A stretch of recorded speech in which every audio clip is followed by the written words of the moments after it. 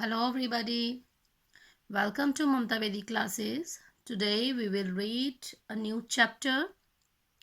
The name of chapter is Old Man at the Bridge and it is written by Ernest Miller Hemingway. Okay. So what writer says about this chapter? Writer says, how do wars change our lives, our minds and our daily routine? अब इस chapter में जो writer है वो वार के जो bad effects हैं उनको शो करता हुआ कहता है कि वॉर हमारी लाइफ को कैसे चेंज करता है, हमारी माइंड्स को कैसे चेंज करता है, हमारे डेली रूटीन को कैसे चेंज करता है. Read the story and find out how wars disturb everything and make us anxious and panicky. अब इस चैप्टर को हम पढ़ेंगे और ये जानेंगे कि वॉर जो है वो कैसे डिस्टर्ब करती है हर एक चीज़ को और हर एक इंसान को चिंतित बना देती है और घबराया हुआ बना देती है, कैसे वो डर पैदा करती है इंसानों में. तो इस चीज़ को इस चैप्टर के थ्रू जो है वो शो किया गया है. So without wasting time we will start to read.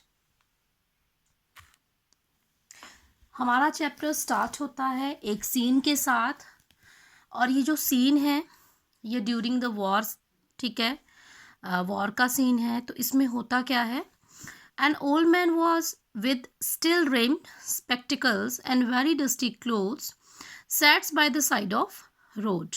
अब होता क्या है कि एक बूढ़ा आदमी जिसने स्टील रिम्ड होता है, स्टील के फ्रेम वाला चश्मा डाला हुआ है. पहले ज़माने में प्लास्टिक के फ्रेम नहीं चलते थे, स्टील के फ्रेम चलते थे, ठीक है. तो यहाँ पे मेंशन किया गया है कि स्टील रिम्ड स्पेक्टिकल्स, ठीक है, स्टील के फ्रेम वाला चश्मा डाला था. एंड वेरी डस्टी क्लोथ्स, और उसके कपड़े जो थे बड़े मैले कुचैले थे और वो बैठा हुआ था रोड की साइड पर.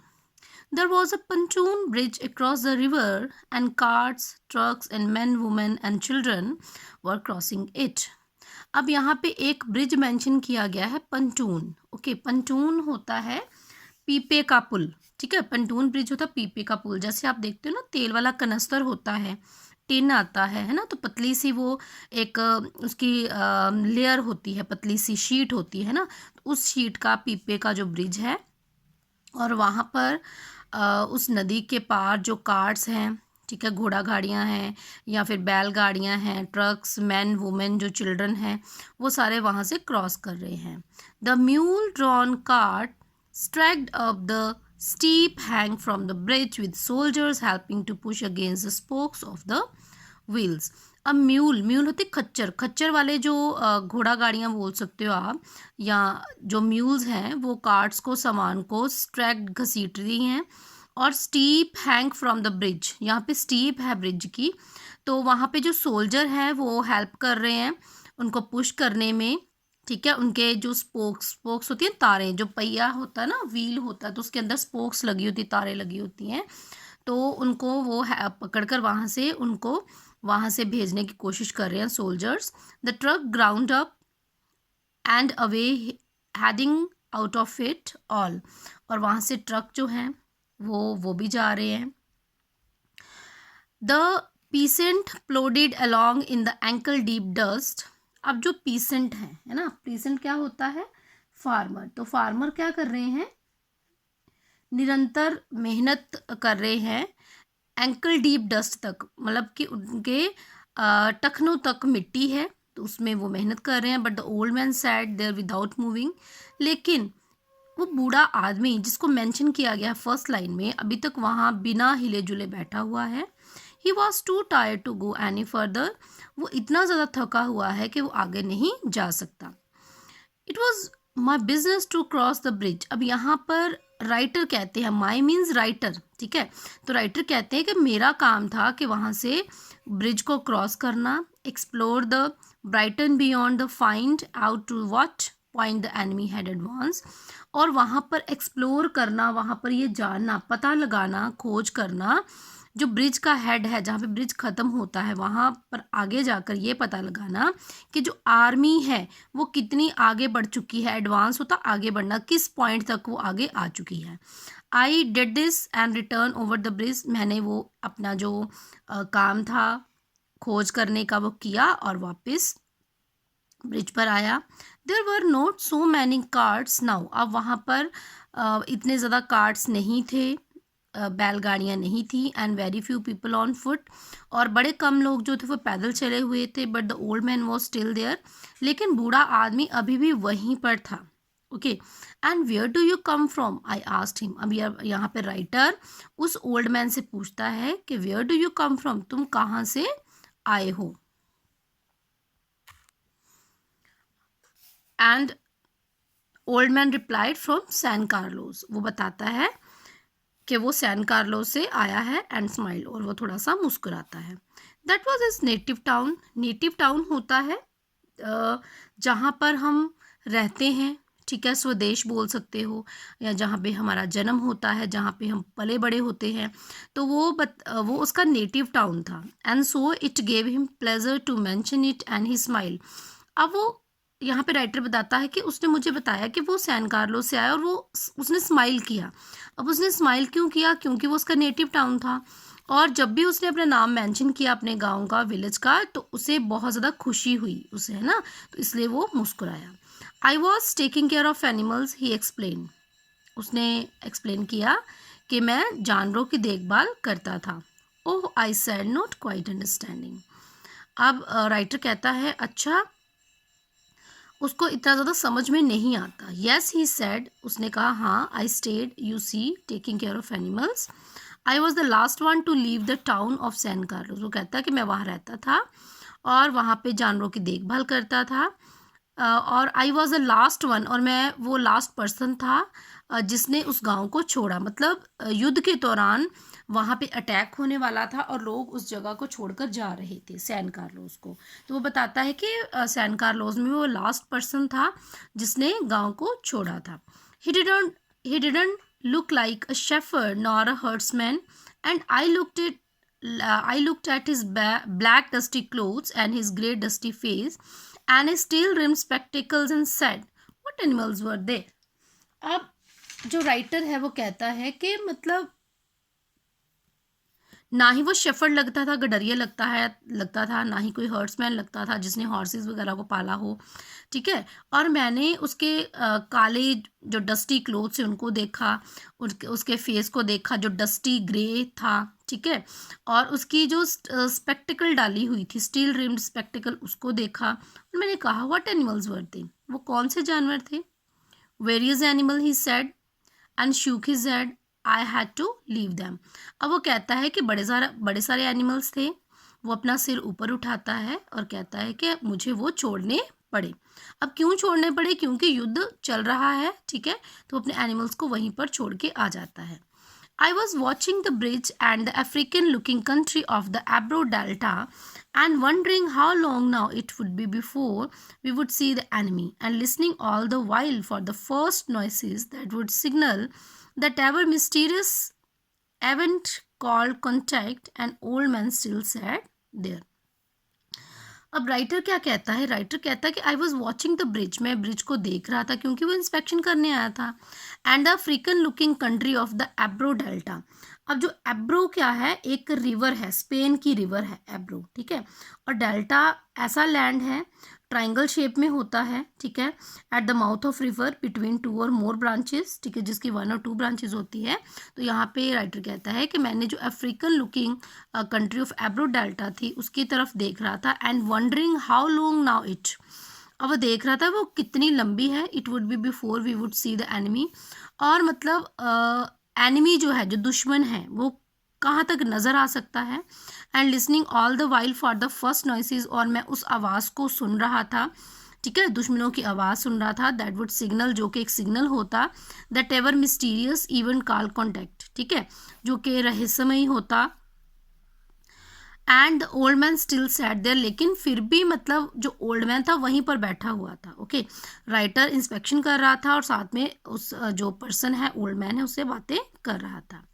What animals were they, I asked, मैंने दोबारा से पूछा कि कौन से जानवर थे.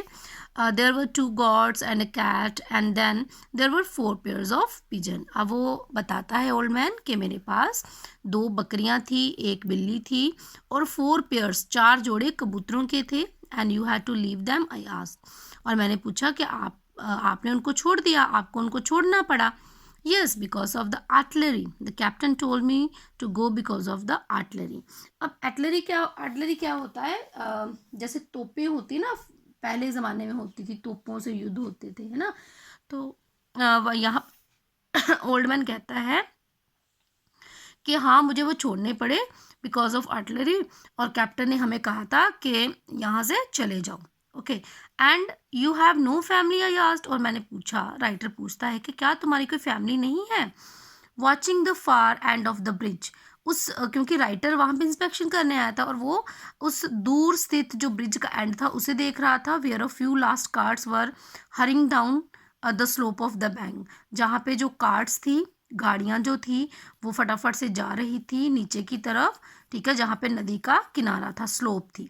No, he said, only the animals, I stated. अब ओल्ड मैन दोबारा से कहता है कि नहीं, मैंने आपको जैसे पहले बता दिया कि मेरे सिर्फ एनिमल ही थे. The cat of course will be all right, और बिल्ली तो बिल्कुल ठीक होगी. A cat can look out for itself, क्योंकि बिल्ली तो अपना देखभाल कर लेती है. But I cannot think what will become of the others, लेकिन मुझे नहीं पता कि उन बाकी सबके साथ क्या हुआ होगा. What politics have you, I asked, मैंने पूछा कि ये कैसी पॉलिटिक्स है. तो ओल्ड मैन कहता है, I am without politics, he said, उसने कहा कि मेरी तो कोई भी पॉलिटिक्स नहीं है. आई एम 76 ईयर ओल्ड, मैं 76 ईयर का पर्सन हूँ. आई हैव कम 12 किलोमीटर्स, और मैं 12 किलोमीटर से आया हूँ. And I think now I can go no further, और मैं सोच रहा हूँ कि अब मैं आगे नहीं जा सकता हूँ. Okay. This is not a good place to stop. अब राइटर कहता है कि ये तो कोई प्लेस नहीं है आपके रुकने का. I said, if you can make it, there are trucks up the road where it fork for Totosa. अब टोटोसो क्या है? ये भी एक प्लेस का नाम है, टोटोसा, ठीक है. अब देखिए, हाँ,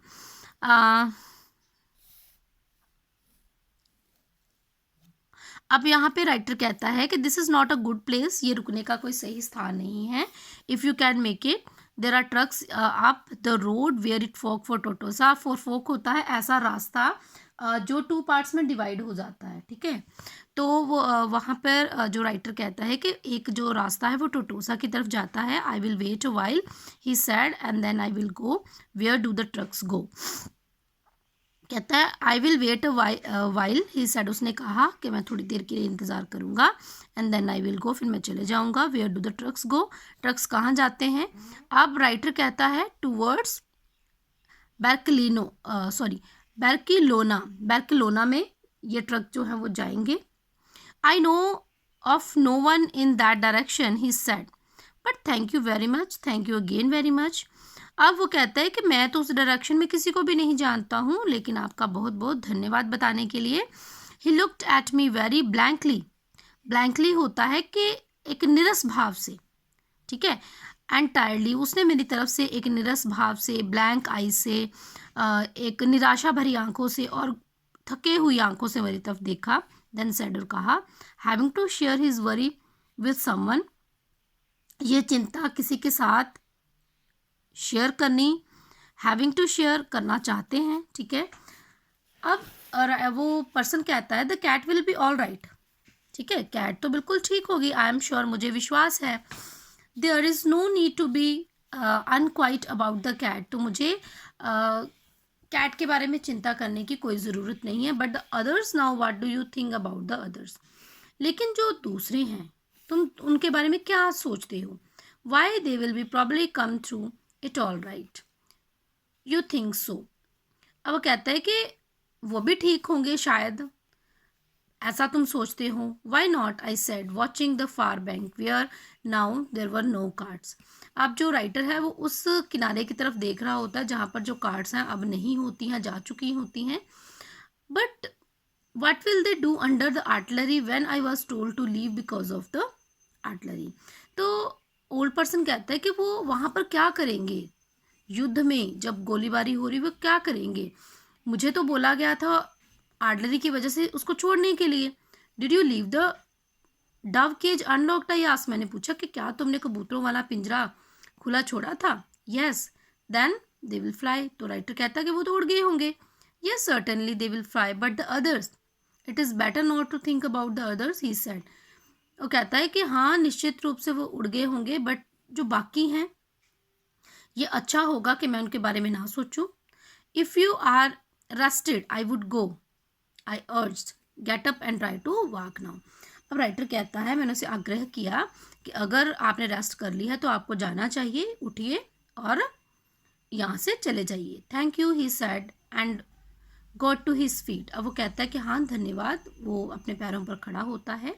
swayed from side to side, क्योंकि अब बड़ी देर तक बैठा हुआ था और ओल्ड पर्सन भी था, और जब वो चलता है तो वो तो हिलता है, मतलब है ना, कभी एक साइड पे कभी दूसरी साइड पे लड़खड़ाता हुआ चलता है. And then sat down backward in the dust. और फिर वो जहाँ से वो जिस तरफ से वो आया था ना उस तरफ पे वो वापस चला जाता है जहाँ पे डस्ट उड़ रही होती है. I was only taking care of animals, he said dully, but no longer to me, I was only taking care of animals. वो कहता है कि मैं वो अकेला ही था जो अपने जानवरों की देखभाल करता था. इट मीन्स कि उन जानवरों की देखभाल करने वाला कोई भी नहीं है, मैं अकेला ही था, ये कहता है वो. ठीक है. और वो बड़े डल तरीके से बोलता है और उन जानवरों की देखभाल करने वाला अब कोई भी नहीं है. There was nothing to do about him. It was Easter Sunday and the fascists were advising towards the Ebro. It was a grey overcast day with a low ceiling, so their planes were not up, and the fact that cats know how to look after themselves was all the good luck that old man would ever have. ठीक है. तो अब क्या होता है, there was nothing to do about, लेकिन उसके बारे में कुछ नहीं किया जा सकता. इट वॉज ईस्टर संडे, उस दिन ईस्टर संडे थी. ठीक है. और जो आर्मीज थी वो एडवांस कर चुकी थी एब्रो की तरफ. It was a grey overcast day. Grey overcast days क्यों था, क्योंकि वहाँ पे आर्टिलरी फायर हो रहे थे, है ना. लो सीलिंग मतलब वो जो धुआं था वो एक छत की तरह सारी तरफ फैला हुआ था. So their planes were not up, तो उनके जो प्लेन्स थे, जो उनके जहाज थे वो ज़्यादा ऊपर नहीं उड़े. And the fact that the cat know how to look after, तो यही फैक्ट था कि कैट ने तो अपने आप को बचा लिया होगा. ठीक है. Was all the good luck that old man would ever have, जो कि ओल्ड मैन जो था वो बार बार कह रहा था. तो इसी के साथ ये चैप्टर कंप्लीट होता है. ओके. अब कुछ ग्लॉसरी है उसको हम पढ़ लेते हैं. पंटून ब्रिज क्या होता है, river bridge supported by floating flat bottom boards. ठीक है. तो बॉटम बोर्ड्स के साथ फ्लोटिंग मतलब तैरने वाला जो ब्रिज बोल सकते हो आप. स्टेगर होता है स्टैंड और वॉक अनस्टेडली मतलब लड़खड़ाना. ठीक है. स्टीप होता है शार्प स्लोप. प्लॉड होता है walk slowly with great difficulty. Bridge head होता है defensive area establish on that side of the bridge which is nearer the enemy. And herdsman होता है कीपर ऑफ अ हर्ड, झुंड, भेड़ बकरियों का झुंड पालने वाले को हर्ड्समैन बोला जाता है. एब्रो क्या है, name of river in Spain. And delta होता है land in the shape of triangle at the mouth of a river between two और मोर branches.